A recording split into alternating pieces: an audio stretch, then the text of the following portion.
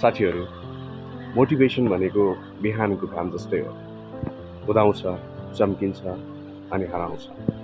तर डिसिप्लिन भनेको बादल लागे पनि, रात परे पनि कहिल्यै नहराउने शक्ति हो। मोटिभेसनले हामीलाई सुरु गराउँछ, तर डिसिप्लिनले अन्तिमसम्म पुर्याउँछ। जस्तै व्यायाम गर्न मन नहुँदा पनि उठेर 10 मिनट हिँड्ने निर्णय, यो मोटिभेसन होइन, डिसिप्लिन हो। काम धेरै भएर थाक्दा पनि आजको काम आजै भनेर पुरा गर्ने, यही डिसिप्लिन हो। ठुला मानिसहरू किन सफल हुन्छन्? किनकि उनीहरूसँग मोटिभेसन धेरै हुँदैन, डिसिप्लिन धेरै हुन्छ। मोटिभेसन दिनमा एकपटक मात्र आउँछ, तर डिसिप्लिन हरेक दिन तपाईँलाई अगाडि बढाउँछ। त्यसैले साथीहरू, मोटिभेसनको पर्खाइमा नबस्नुहोस्, डिसिप्लिन बनाउनुहोस्, किनकि जीवन बदल्ने शक्ति मोटिभेसन होइन, तपाईँको डेली डिसिप्लिन हो।